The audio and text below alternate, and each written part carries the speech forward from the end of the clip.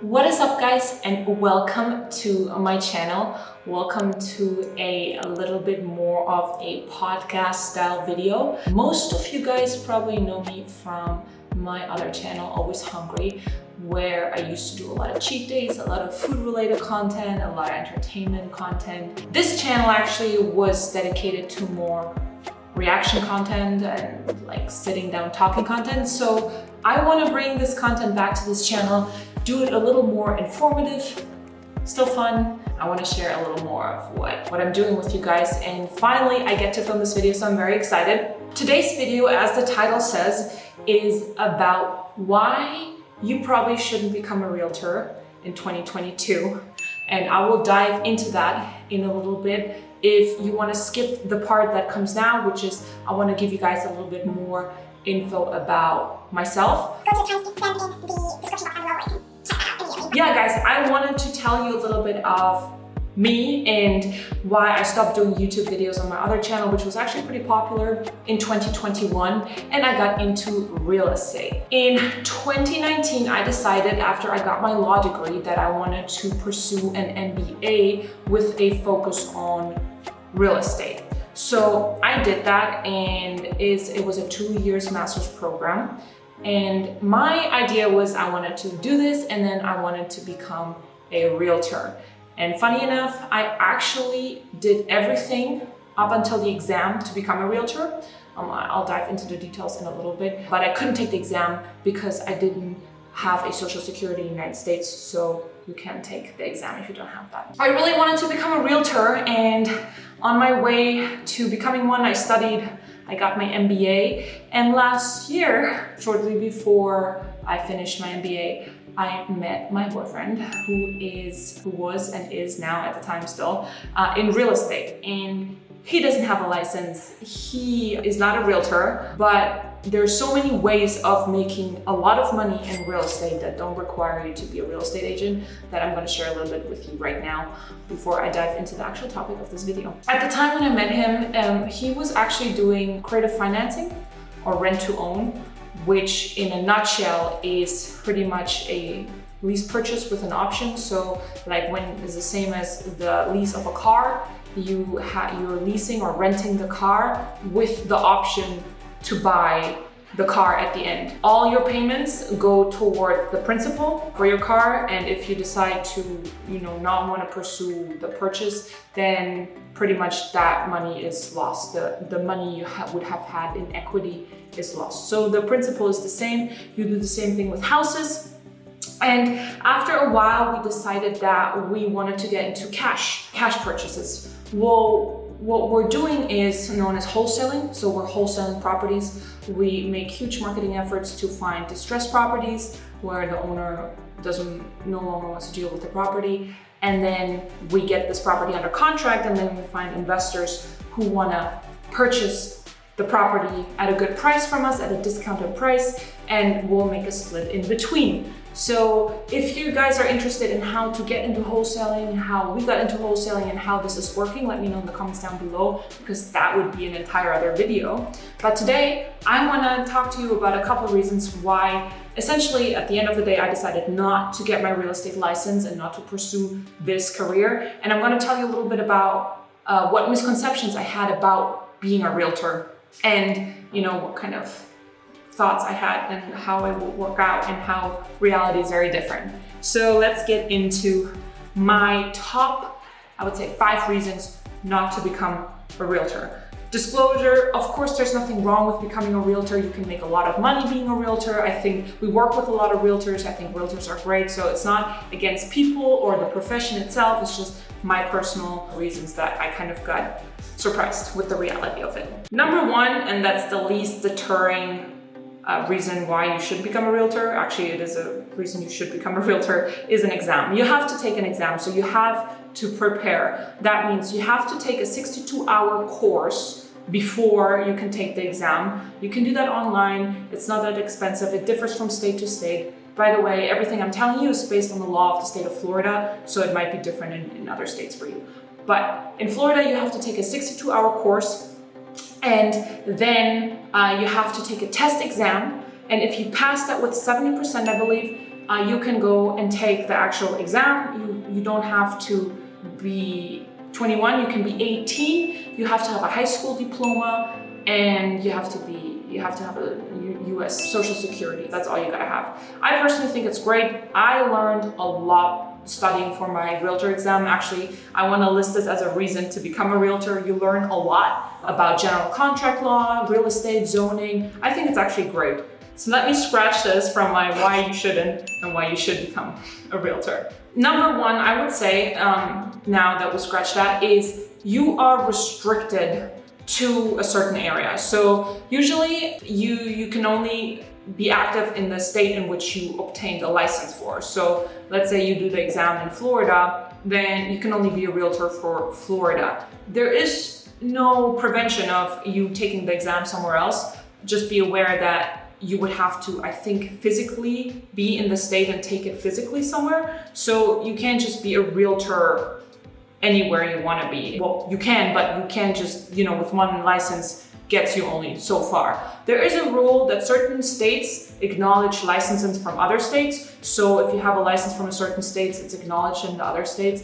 But that's a general thing. You are restricted usually to the state you're in unless you want to take multiple exams. Number two, you do have to work for a broker. Once you are taking your exam and you pass your exam, you have to find a broker that sponsors you, or pretty much a broker who's willing to give its name or their name for you. So let's say RE/MAX, right? RE/MAX has a brand goodwill attached. People know RE/MAX. RE/MAX, you trust because of familiarity.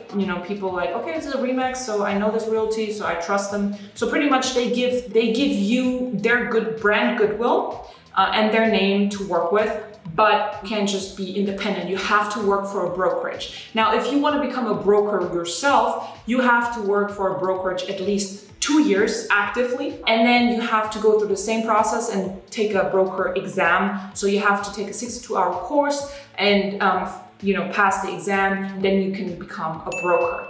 Now, why this is a con is because of the third point I'm going into, which is mixed, is because you're splitting your commission with your broker. So whether you have a seller or a buyer, which is usually a 2 or 3% seller or buyer agent commission, you are splitting this with your broker. I don't know how brokers split it. I think usually it's 50%. It might be different for different brokerages. Let's say you sell a $100,000 house and you're the listing agent, you get 3%, which is $3,000, and that you split with your brokerage, which is $1,500 for you. The reason why you even have to work for a broker, to just give you a little more detail about this, is first of all, it's pretty much to protect the customer.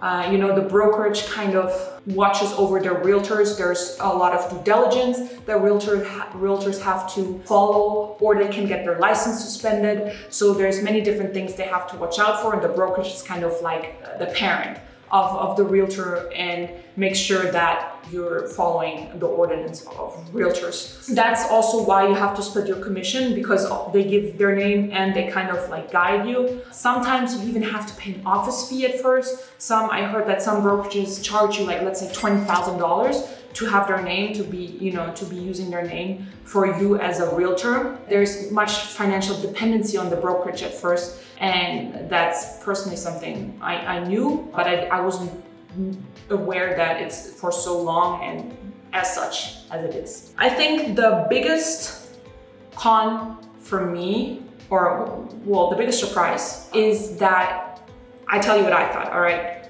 I thought that I'm gonna work for Sotheby's International Realty and they're gonna give me their $30 million listings and I'm gonna sell it for them.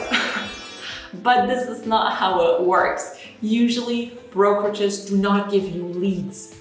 I'm telling you, leads are everything in real estate, no matter if you work for a brokerage, no matter if you're independent, if you do wholesaling, no matter what you do, leads are the gold of real estate. And when I say leads, I mean people who are motivated to either sell and, for a realtor, buy.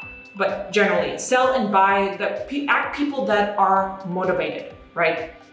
So to follow my example, I thought I was gonna be given leads, and that's the biggest misconception personally that I had is like nobody is gonna baby you and give you leads. You have to find people that want to sell their house with you so that you can make money off of that and share it with your brokerage. That was something that, because I'm a little introverted and sales wasn't like my forte at the time, I wasn't aware. I'm like, oh my God, like I didn't know that you wouldn't be given leads. And maybe that's not mind-blowing to some of you. To me it was, so that's why I wanted to share it. Leads are definitely not just easy to come by. It's like people have to trust you. Why should they list with you? Right? Maybe if you have a good brokerage, you know, that you can wear their name, let's say Sotheby International Realty or Engel & Focus, Remax, any of these, okay, good. You already have a little bit of goodwill with you, but then you have to find people, you know, and most realtors are bound to